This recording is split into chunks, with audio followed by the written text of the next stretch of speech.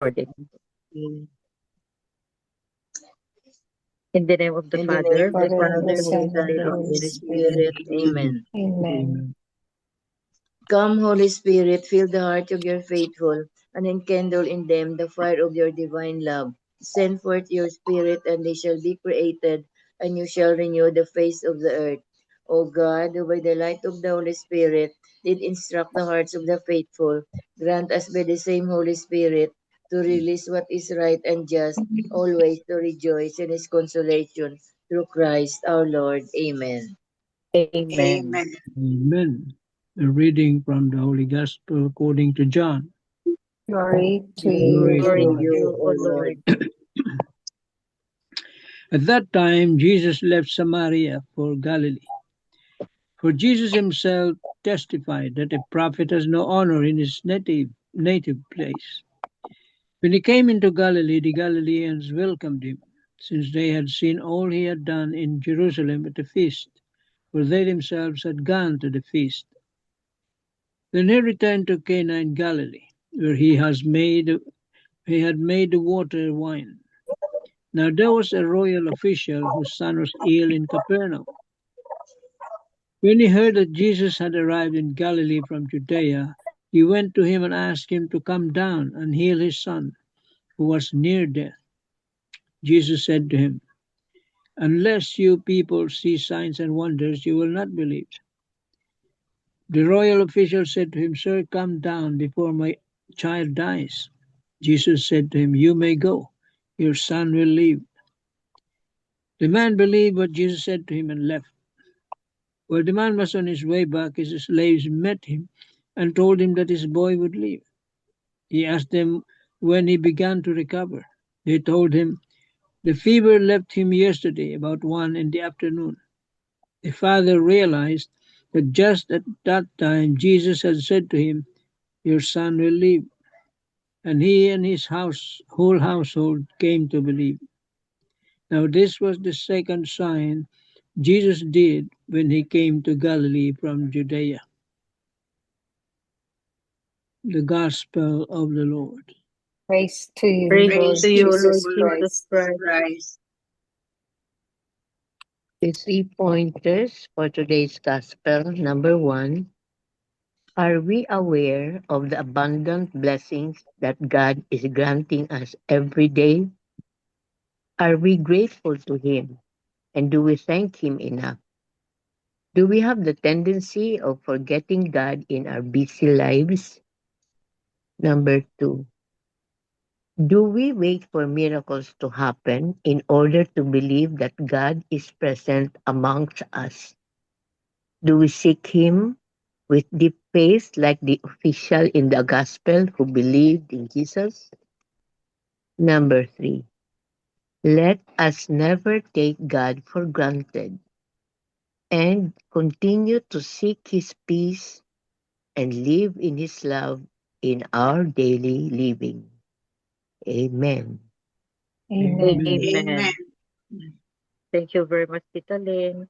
Another Welcome. beautiful gospel, no? Another beautiful gospel. It's about um um if we read the gospel, no, we we see the transformative power of trust in Jesus.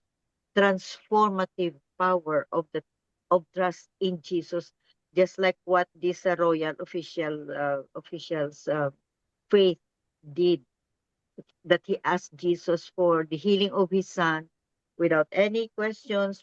When Jesus told him to go home because your son will be healed, he didn't ask anything. He didn't no questions asked, no, but he obeyed with faith in his heart, no, with big faith in his heart. He obeyed what Jesus told him without any questions. He went home, and behold, the son is healed. See, the very very strong faith. So sometimes, no, if we connect this to our daily life, no, sometimes we ask for the something to be seen, no, something that is seen in order for us to develop our faith. Hindi na just like this royal officer's Royal official. faith na without any question, when Jesus told him, go home because your son is already healed. Wala nang ano-ano pa. He went straight home. And we didn't know, no, we don't know, no, na how far the home of this official from his home, from this place na he met Jesus. So if we connect this sa life natin, no, we are surrounded with miracles. We are surrounded with miracles because sometimes we are just blind because we don't see the miracles happening in our life, because sometimes sometimes we are looking for the very obvious na mga miracles sa life natin. Pero because of our faith, have faith, no, stronger faith, we see miracles all over us. Yun. We have to open our eyes. Ang daming miracles. Daming miracles. So we don't need the signs. We don't need obvious signs na okay, miracle ganyan. No, just have faith. Just like this royal official in this gospel. Amen. Amen. Amen. Si Tomas. Yeah, basahin ko lang ito kay How deep is our faith in Jesus? Is our faith limited to what we can perceive and see? Or is our faith not bounded by what we can perceive and see? Sometimes it is hard for us to have faith when we do not see something concrete that could strengthen or reinforce it. We often look for visible signs before we fully trust. Yet faith that depends only on what we can see can easily become shallow. True and deep faith is something we quietly carry in our hearts, even when there is no visible proof, no immediate answer, and no clear sign before our eyes. The royal official in our gospel shows us this kind of deep faith. He believes what Jesus told him even without any visible sign. He simply trusted in the words of Jesus. When Jesus told him to go back home because his sick son would leave, he left without hesitation and without asking for proof. He held closely in his heart the very words that Jesus had spoken to him. And when he arrived home, he discovered that his son had indeed been healed at the very moment Jesus spoke those life-giving words. This gospel invites us to look deeply into our hearts, our own hearts.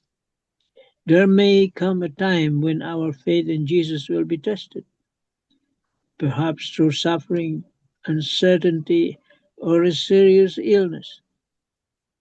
There may come moments when everything around us seems to fall apart, when answers do not come quickly, and when hope appears faint. What will we do when we reach what seems to be a point of no return?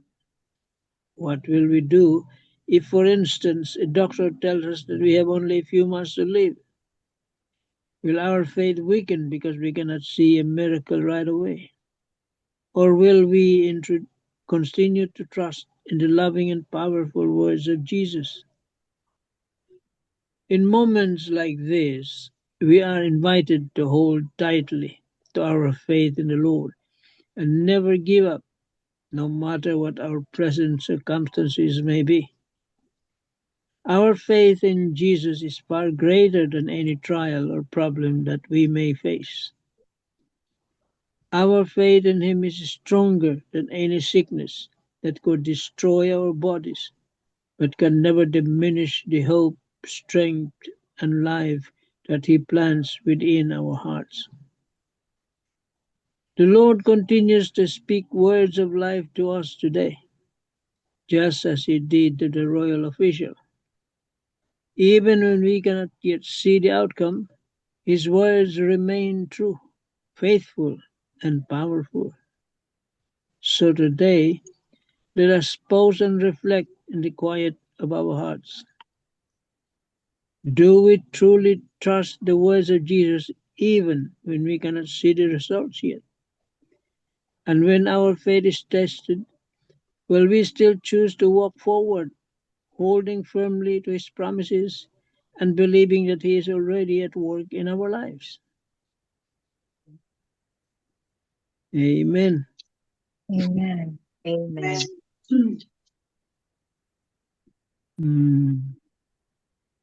Yeah, that's what faith and trust can do.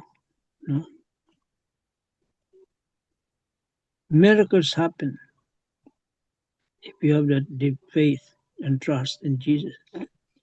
Kasi pag walang faith, walang miracle na, alam na natin yan, walang mangyayaring milagro pag wala kang pananampalataya. Hindi ka nga hihingi ng tulong sa Diyos eh. Kung wala kang faith, you'll never ask. Here we have witnessed, sabi nga nila, there is such thing as long-distance relationship. And what happened here is a long-distance healing. Because, of course, He is God and human at the same time. But that is love. Love knows no boundaries. See? Wala kang pwedeng ilagay na balakid, walls, or anything. If the love is great. Yan ang ginawa ni Jesus. Because the Roman official has that faith, great faith, and love also. Love for the child.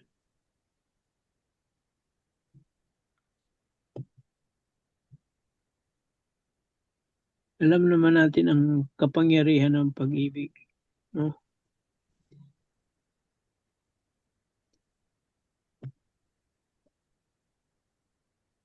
Lahat gagawin, even the impossible. Faith can make the impossible possible.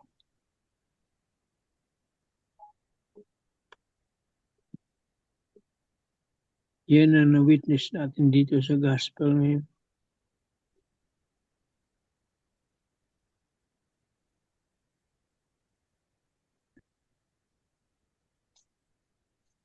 That's why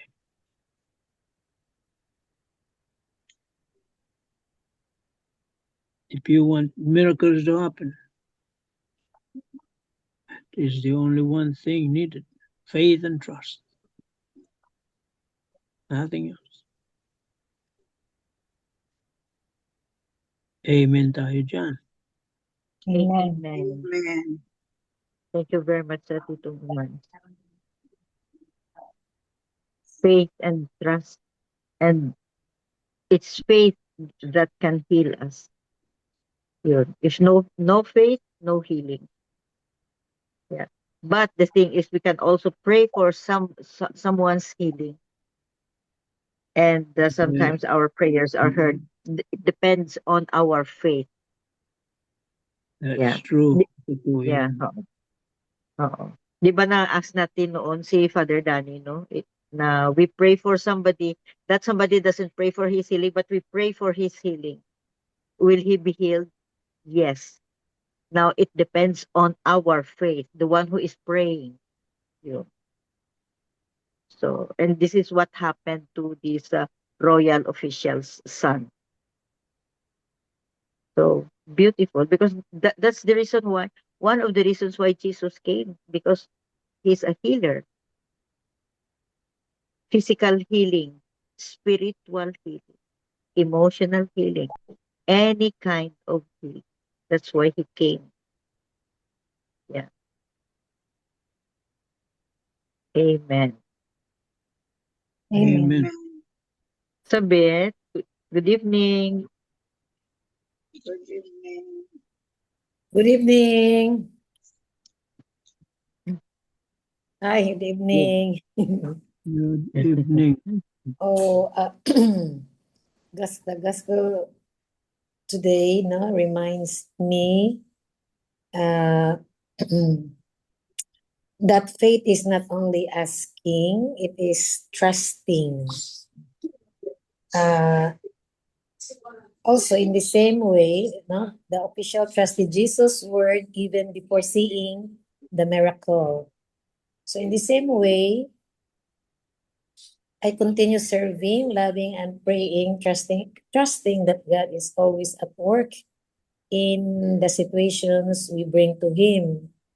So, when we surrender our worries and believe in His promises, our faith becomes a quiet testimony. No, just as the officials, faith lead His whole household to believe. Our trust in God can inspire faith in our families, our communities, and the people who we serve. We are also invited to believe that Jesus is already at work in our lives.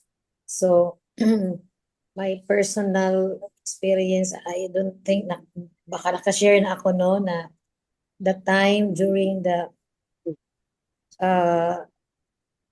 ay, yun, presidente natin natukhang si Duterte eh. During the time of Duterte, I cannot recall what year ba yun. Basta yung yung grabe siya ng mga drug addicts, no, ganon. So,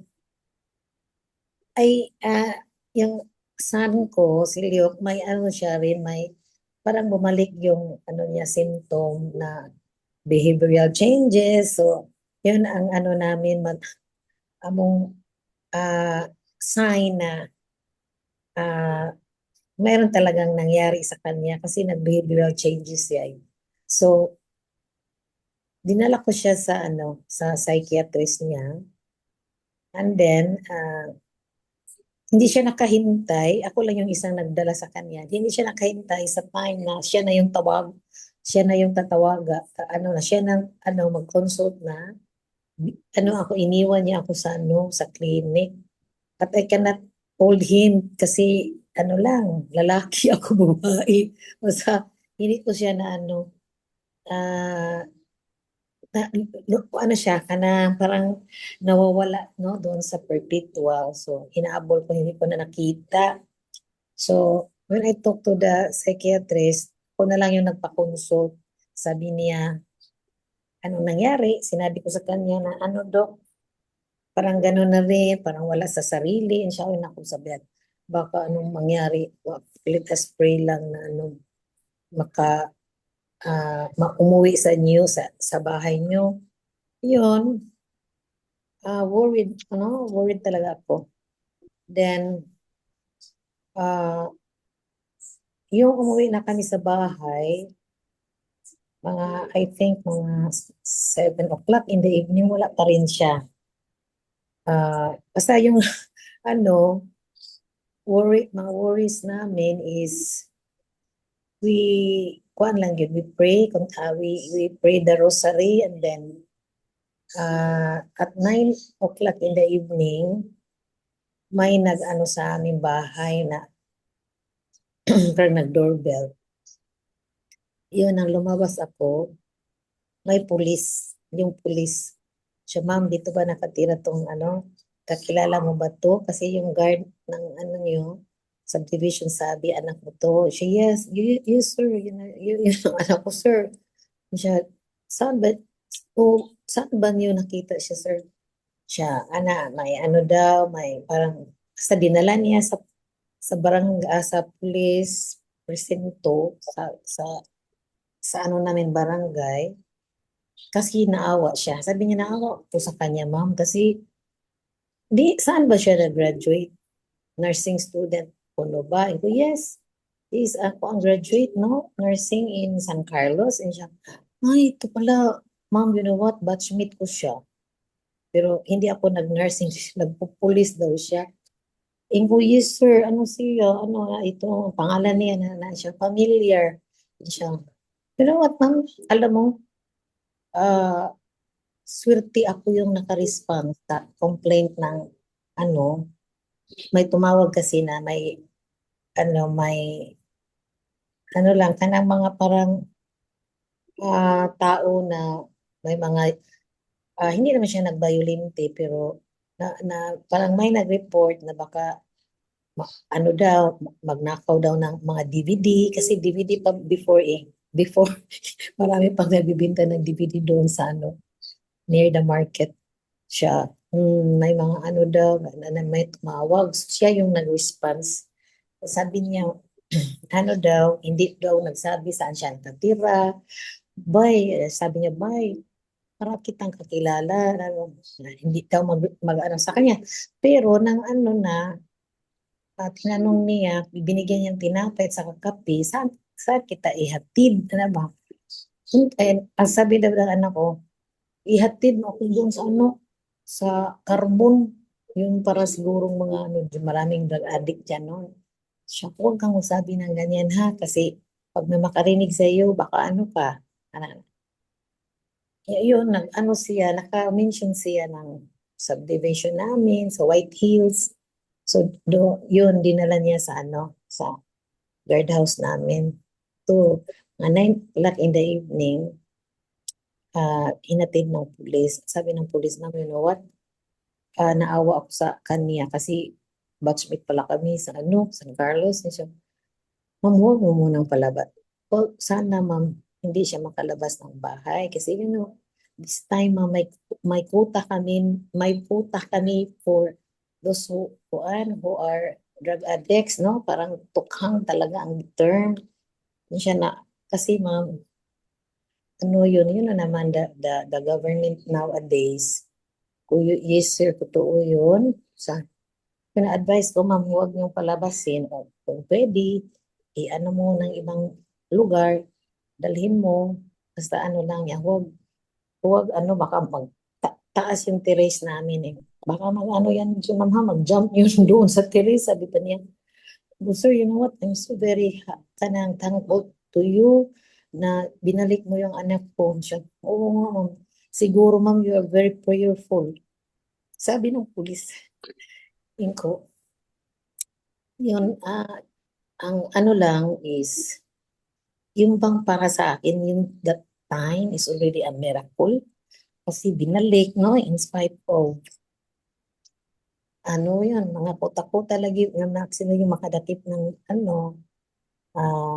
drugs talaga, nag-drugs, pero wala naman na-confiscate. Yun lang, behavior niya, parang may nagreklamo, no? So, yun, sabi ko sa sarili ko, no, na, yun, yung insights namin sa handmade, ko to na, that is why nag-share ako kasi, kahit mayroon mga problema, no, may mga worries about family, health, finances, tanan, I continued my service to the community, no, and yun, alam na ng Panginoon kung ano talaga yung urgent prayers natin sa Kanya. So, yun lang, really my faith is not only asking, it is trusting the Lord. So, for us yun, it was a miracle kasi walang nangyayari sa kanya, wala man lang. Yung iba maghingi ng pera siguro, no? Yun, hindi kasi yung police na sa kanya, naka-response sa reklamo, yun, marang natatandaan niya si Leo na parang classmate daw niya, so totoo pala kay nursing graduate din siya sa San Carlos. So pag sabi ko yung pangalan, ay ma'am, I know him. So yun, that police also is, for me, is not others, no, na maghingi ng pera. So he's really a good policeman for me lang. So yun, no, parang ginagrant yung prayers ng isang mother. Praise God, no? Lord, What if somebody else responded? So yeah. na-killed na yung son mo.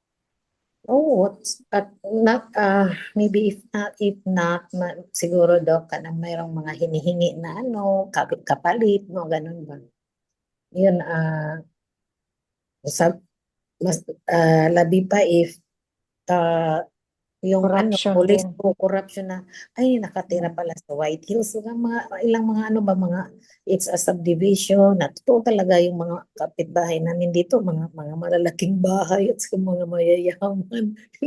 yun ako original member of urban port tong availment of this property, so yun really that when I shared that also to my group in our community, really they're so yun talaga kasi you're very sa that kasi kayo rin ay nag giving your time to the Lord, servicing the community. Then kahit na may mga problema, ganun pa rin, we have to kasi doon man ako magkukuha ng strength when I join the community, maraming magpipray sa amin, sa isa't isa. At saka iba talagang may somebody nga you can Community. and share. Kasi communal prayer yun marami magpipray para Communal. Intercessory prayer. Intercessory. Oh. Yan lang akong experience sa gospel ngayon na grabe ang miracle when it comes to my son. Amen. Oh. Amen. Amen. Thank you, Sabet. Very nice. Yeah. It's a miracle also that happened. No? So, Belle, your turn. Yeah. From Father Tito, he emphasized on the 3 points. The humility of the royal official. Remember that the royal official has a high position, and then he humbled himself. He humbled himself to approach Jesus because of his love for his son. And then to think that Jesus was known to be mixing with the poor, the marginalized, and he is a Roman royal official. So he really humbled himself because of his love for his son. So he was very persistent. He was constant in his faith, in his asking Jesus. So the response of the Lord was, your son will live because of his faith. So Tito Manny mentioned faith and trust. Father Tito emphasized on the 2 graces of humility and faith, the humility of the royal official and his faith that led to the miracle of the healing story. So Father Tito said, these are the twin virtues, faith and humility. So second is, when the royal official went home and the whole household told him that his son has lived, it led to the conversion also of the household. It led to their faith also, no? And also they became disciples of Jesus because of their faith. No? So it's the witnessing of our faith that makes us evangelizers, that makes other people believe also that their faith has been strengthened because of our faith too. That just like what Sabit shared, that the reason why her son was saved, the neighbor said, the friend said, na it's because you're so prayerful. So your actions, your faith also led to the saving of your son. So the third is the power of Jesus. Remember that when he told the royal official, your son will live, the son was not there. So it just goes to show that the healing powers of the Lord goes beyond time and space, no? Because when he went home, the royal official, when he asked his household members, they said, "What time was my son when the fever left the son?" It was about 1 p.m. And that was the time that Jesus told the royal official, "Your son will live." No? So it's just like our modern times now when we pray to our Lord, because we know that the Lord is no longer here, but He is here in spirit. No? So when we pray, we believe, we have faith that the Lord will give the answer to our petition. So that's our faith. So that leads also to our strengthening of our faith, deepening of our faith, when we really believe that our Lord will grant us our petition. Amen. Amen. Amen. Amen. Yeah. Mm. Thank you, Bel. The humility yeah, of the official. First, he humbled himself. Then he has faith and full trust. Full trust. No, full trust siya. And that's the reasons. Those are the reasons why the son was healed. Yeah. The son was healed. The ABC of the divine mercy. Ask Yeah. for His mercy, Ask, be merciful, complete trust. merciful, and complete trust. So beautiful. I remember one time na that was many years ago na when all my kids came home, I mean, nandun pa ako sa Miami, no? When all my kids went home to Iloilo para sa college nila. So ako na lang mag-isa doon. Kami na lang sang youngest ba. And then I always pray for their safety. The first time ba na malayo sila sa akin, and I always pray for their safety. And then even driving, I prayed for them now. Lord, this very moment, please protect my children from all harms and dangers. Ganyan ba. And then when I was I heard the news, no, hindi news, somebody called me na ang second son ko si Charles was in a vehicular accident ba. And then ang ano sa Iloilo, and then ang ano niya ang car niya totally wrecked, na total wreck ang ano niya, ang car niya. And then pero they told me na stable siya, he can talk, pero he lost consciousness during the accident. So I remember what time I asked what time the accident happened. That was the very time when I was praying for my kids, driving, going to work.